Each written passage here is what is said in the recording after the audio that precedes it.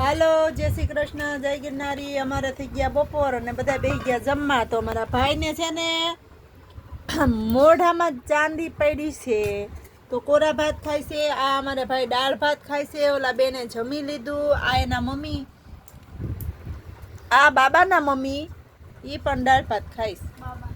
હા, તે જોઈ લ્યો.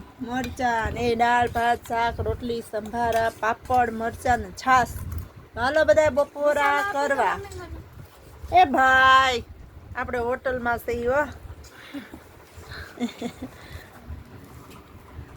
કેમ ભાઈ, ક્યારે આવ્યા તમે? કાલ રાતે કેટલા વાગે? 11.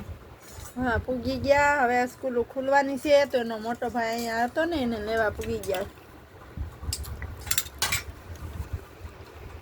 હલો, હવે કાલથી સ્કૂલની તૈયારી. સવારે 6:30 રિક્ષા આવી જાય એટલે 6 વાગ્યામાં ઉઠી જવાનું. નાઈ ધોઈને કમ્પ્લીટ થઈને દફતર ભરીને હાલતા થઈને.